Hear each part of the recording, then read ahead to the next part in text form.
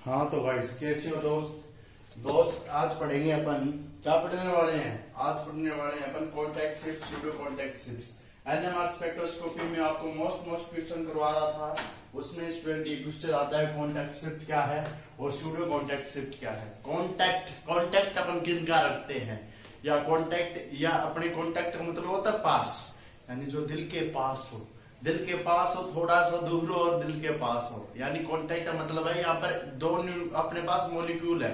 Molecule है तो क्या करेगा स्टूडेंट, जो न्यूक्लियस का चार्ज है ना वो अदर मॉलिक्यूल को क्या करेगा, पोलराइज्ड करेगा। पोलराइज्ड मतलब एक प्लस एक नेगेटिव, जो पोलराइजेशन कर देता है दूसरे न्यूक्लियस का, जिसके कारण उसकी स्पिन चेंज हो जाएगी। स्पिन चेंज हो जाने के कारण वो एक दूसरे के पास आ जाएंगे, तो पास आ जाने को क्या कहते हैं अपन, कॉन्टैक्ट शिफ्ट कहते हैं। और स्टूडेंट दूसरी बात क्या है कॉन्टैक्ट शिफ्ट में, ये स्टूडेंट आपके एक अनिसोट्रोपिक एक आइसोट्रोपिक प्रकार के होते हैं। आइसोट्रोपिक मैंने बताया आपके घन में देखने को मिलती है, ऑक्टाहेड्रल में देखने को मिलती है, और इनमें जो डायरेक्शन है कोई चेंज नहीं होता। बता चुका हूं आपको, समझा होगा। कार्बन 13 एनएमआर स्पेक्ट्रोस्कोपी में ये लिखिए कॉन्टैक्ट शिफ्ट, यह है हाइपरफाइन कपलिंग कब होती है, जब इलेक्ट्रॉन हो वो भी एनपेयर्ड हो तब होती है। यह हाइपरफाइन कपलिंग का एक पार्ट है जिसमें न्यूक्लियाई व इलेक्ट्रॉन के बीच हमें क्या देखने को मिलती है, न्यूक्लियस बोलते हैं, ठीक है। न्यूक्लियाई प्लस मान लें, प्रोटॉन व इलेक्ट्रॉन के बीच क्या देखने को मिलती है, एक दूसरे पास आ जाते हैं, और इस प्रकार की जो कपलिंग होती है, शिफ्ट होती है, कॉन्टैक्ट शिफ्ट कहलाती है। दूसरी बात देखिए दूसरी नंबर लिखिए, आइसोट्रोपिक कंडीशन को फॉलो करती है। आइसोट्रोपिक कंडीशन को फॉलो करती है। देखिए स्टूडेंट यहाँ पर मॉलिक्यूल है, मॉलिक्यूल के पास में जो अंदर स्पिन है ना, मॉलिक्यूल के अंदर स्पिन हो रही है, तो ऑर्बिटल स्पिन है, मॉलिक्यूल के अंदर ऑर्बिटल स्पिन हो रही है। ऑर्बिटल स्पिन किसके कारण होती है, पहले तो ये देखें, ऑर्बिटल स्पिन जो प्रोटॉन है ना उसके कारण होती है। ऑर्बिटल स्पिन हो रही है जिससे क्या कर रहा है, पोलराइजेशन कर रहा है। एक मॉलिक्यूल और पड़ा है उसको पोलराइजेशन कर देगा, और जो पोलराइजेशन से प्राप्त है जो आपके ऑर्बिटल की जो स्पिन है उसको क्या करेगा, ये न्यूक्लियस को ट्रांसफर कर देगा अलग मॉलिक्यूल को, और इन्हें अब्जॉर्ब कर लेगा। ये इसको ट्रांसफर कर दिया, ट्रांसफर करने के बाद ये एक दूसरे के पास आ जाएंगे, ठीक है। तो इस प्रकार की जो प्रक्रिया है वो कॉन्टैक्ट शिफ्ट कहलाती है। एक नंबर बात और लिखी इसमें जो इलेक्ट्रॉन डेंसिटी होती है नियर द न्यूक्लियस, यानी जो इलेक्ट्रॉन डेंसिटी होती है, यानी इलेक्ट्रॉन की डेंसिटी और न्यूक्लियस के पास, इलेक्ट्रॉन बाहर चक्कर लगाते हैं, सबको पता है, लगाते हैं क्या है स्टूडेंट, यहाँ पे इलेक्ट्रॉन डेंसिटी है वो क्या हो जाती है, जो स्पिन करता है न्यूक्लियस की प्लस हाफ है माइनस हाफ है, कौन सी भी हाफ हो, वो क्या करते हैं, इलेक्ट्रॉन के कारण उत्पन्न होती है, अपने पता है स्टूडेंट। कॉन्टैक्ट शिफ्ट मैंने बता दिया स्टूडेंट, इसके पास इलेक्ट्रॉन डेंसिटी ज्यादा है, मतलब ये एक ऐसी चीज है, मतलब जिसको क्या कहते हैं, हर कोई चाहता है, ठीक है। जैसे भगवान है, भगवान को कौन चाहता है, हर कोई चाहता है, ठीक है ना। गॉड को हर कोई चाहता है मुझे मिल जाए, लेकिन ये सूडो कॉन्टैक्ट वाली है जो दिखती नहीं है, ठीक है। तो यहाँ पर कुल 100% प्यार है राधा कृष्ण की तरह। और यहाँ पर आता है सूडो कॉन्टैक्ट शिफ्ट। सूडो का मतलब होता है मना भी कर रही, हाँ भी नहीं कर रही, सर ना भी नहीं कर रही, क्या करें, वो होता है सूडो कॉन्टैक्ट शिफ्ट। सूडो का मतलब ये दिखा रही है कि मैं शिफ्टिंग कर रही हूँ, लेकिन ऐसा कुछ नहीं है, सिर्फ एक इमेजिनेशन है। जैसे कई बार अपन नहीं बना लेते इमेजिनेशन, यार वो ऐसा कर रही होगी, वो ऐसा कर रही होगी, वो ऐसे बैठी होगी, तो स्टूडेंट ओवर थिंकिंग वाली टाइप है, यानी सूडो कॉन्टैक्ट शिफ्ट। यानी इसमें क्या होता है, ये सूडो कॉन्टैक्ट शिफ्ट है वह शिफ्ट जो centred with the unpaired electron, यानी अपने पास एक मॉलिक्यूल है, मॉलिक्यूल के पास इलेक्ट्रॉन प्रोटॉन है, न्यूट्रॉन भी होता है, तो उसके बाद में जो अंदर होता है उसके पास प्रोटॉन होता है, जो क्या करता है, जो प्रोटॉन है ना वो इलेक्ट्रॉन को खींच लेता है, वो भी अनपेयर्ड।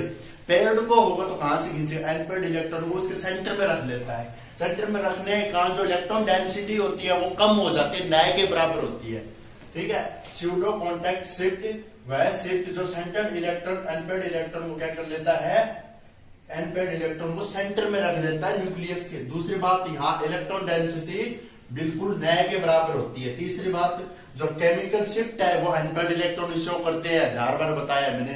केमिकल शिफ्ट क्या है ये भी बताया मैंने। अपन क्या कर लेते हैं, टीएमएस का ग्राफ लेते हैं, तो जो केमिकल शिफ्ट है वो वर्चुअल शिफ्ट ना आकर उस साइड से थोड़ा अलग हो जाता है, या कपलिंग है या स्प्लिटिंग है, उनके बीच की जो सेपरेशन होता है उसको कहते हैं, ठीक है।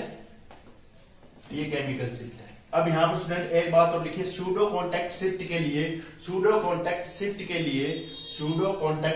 लिए सूडो कॉन्टैक्ट शिफ्ट के लिए अनपेड इलेक्ट्रॉन होना आवश्यक है। दूसरी बात, ये एनाइसोट्रोपिक प्रकार की कंडीशन में फॉलो करती है। एनाइसोट्रोपिक प्रकार की कंडीशन को क्या करती है स्टूडेंट, ये फॉलो करती है। ये हो गया स्टूडेंट आपके, ठीक है। अब इसके बाद अपन लिखेंगे स्टूडेंट कपलिंग कांस्टेंट, ठीक है। कपलिंग कांस्टेंट बताऊं इसमें आपको या न्यूक्लियर ओवरहोसर बताओ? हाँ तो गाइस अब देखिए अपने सामने एक और क्वेश्चन आता है, कपलिंग कांस्टेंट क्या है। कपलिंग कांस्टेंट स्टूडेंट मैंने बता दिया, जो दो पीक होती है एब्जॉर्प्शन करने के बाद तो उनके बीच की दूरी यानी वो सप्रेशन हो जाती है, ठीक है। सप्रेशन होने का जो दो पीक के बीच की दूरी होती है उसे कपलिंग कांस्टेंट कहते हैं। इसके बाद लिखिए इसे जे से डिनोटेड करते हैं, इसे जे से डिनोटेड करते हैं। तथा कपलिंग कांस्टेंट तीन प्रकार की होती है। फर्स्ट कपलिंग कांस्टेंट लिखिए विशनल, जेमिनल, 2 नंबर जेमिनल कपलिंग और 3 नंबर आपके लिखेंगे आपके कौन से, विनाइलिक कपलिंग, विनाइलिक कपलिंग, ठीक है। तो ये लिखिए स्पिन स्पिन कपलिंग के कारण जो पीक स्प्लिटिंग हो जाती है, स्पिन स्पिन कपलिंग, क्या पीक स्प्लिट हो गई, बीच की दूरी, उनके बीच का डिस्टेंस आपके कपलिंग क्या कहलाता है, कांस्टेंट कहलाता है। इसे जे से डिनोटेड करते हैं। तथा इस कपलिंग कांस्टेंट पर एक्सटर्नल मैग्नेटिक फील्ड का कोई प्रभाव नहीं पड़ता, यानी आपने 200 की दी, 100 की दी, आवर्ती दी, कोई इफेक्ट नहीं पड़ेगा इनकी दूरियों पर।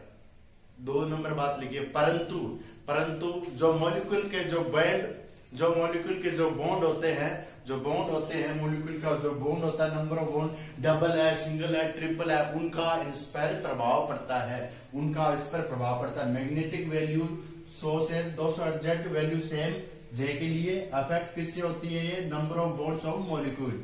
इसके बाद में स्टूडेंट इसके टाइम मैंने बताया लिखिए। इसके बाद में जे कपलिंग की जो यूनिट होती है, जे कांस्टेंट या कपलिंग कांस्टेंट की जो यूनिट होती है वह एचजेड या सीपीएस होती है। सीपीएस साइकिल पर सेकंड होती है, साइकिल पर सेकंड होती है। जेमिनल कपलिंग में लिखिए जेमिनल कपलिंग, ऐसी कपलिंग जब दो हाइड्रोजन सेपरेट होते हैं दो बॉन्ड के द्वारा, तो ऐसी कपलिंग जेमिनल, या एक कार्बन से अपन क्या जोड़ते हैं, जैसे सीएल जोड़ते हैं, जेमिनल विशनल डाई हैलाइड बढ़ाना, उसी प्रकार से एक कार्बन से दोनों हाइड्रोजन सेपरेट है तो इस प्रकार की कपलिंग क्या कहलाती है, जेमिनल कपलिंग कहलाती है। तथा इसे 2J से डिनोटेड करते हैं। किससे डिनोटेड करते हैं, 2J से डिनोटेड किया जाता है। और इसकी आवर्ती 10 से 18 एचजेड होती है। ये जे कपलिंग की है, ठीक है। इसकी वैल्यू या जे कपलिंग की वैल्यू 10 से 18 एचजेड होती है। इसके बाद में लिखिए विशनल कपलिंग, ऐसी कपलिंग जब दो कार्बन अलग अलग, जब दो कार्बन पर हाइड्रोजन जुड़े हो वह 3 बॉन्ड के द्वारा सेपरेट हो, 1 2 3, यहाँ पर हाइड्रोजन कार्बन सेम है लेकिन अलग अलग पर हाइड्रोजन जुड़े हुए हो, तो ऐसी कपलिंग विशनल कपलिंग कहलाती है। तथा 3 बॉन्ड से ये सेपरेट रहने के कारण इस प्रकार की कपलिंग को 3J कपलिंग कहते हैं। और इसके लिए जो कपलिंग की वैल्यू होती है, वो 0 से 12 एचजेड होती है, 0 से 12 एचजेड होती है। अब इसके बाद में लिखिए विशनल सिस कपलिंग, यह कपलिंग हमें विशनल आ गया, विशनल मैंने करवा ही दिया आपको, विशनल करवा दिया ना। अब इसके बाद में लिखिए विनाइलिक सिस कपलिंग, इस प्रकार की कपलिंग हमें विनाइलिक कंपाउंड में देखने को मिलती है, परंतु इसके लिए सिस होना चाहिए, यानी CH2 पढ़ा है ना आपने, ठीक है। यहाँ पर मैंने लिख दिया और यहाँ पर मैंने लिख दिया, यहाँ पर अस्थरे लिख दूं कोई भी फर्क नहीं पड़ेगा, इन हाइड्रोजन में देखने को मिलेगी कपलिंग। इसे लिखिए, इसे J3 से डिनोटेड करते हैं, इसे J3 से डिनोट करते हैं, कोई भी लिख सकते हैं 3J। और इसकी जो J की वैल्यू होती है वह 6 से 15 एचजेड होती है। कितनी होती है स्टूडेंट, 6 से 15 एचजेड होती है। J की वैल्यू 6 से 15 एचजेड होती है। ये कपलिंग कांस्टेंट हो गया स्टूडेंट ये। अब इसके बाद स्टूडेंट अपन नेक्स्ट लेक्चर में बात करेंगे न्यूक्लियर ओवरहोसर इफेक्ट की, वर्चुअल कपलिंग की, और आपके जो एक कपलिंग और आती है लाइट कपलिंग है, उसको पढ़ेंगे, long coupling, long distance coupling वो पढ़ेंगे। ओके गाइस, बाय, मिलते हैं नेक्स्ट लेक्चर में नेक्स्ट वीडियो के साथ। आपकी यही बचा है। Okay guys, bye.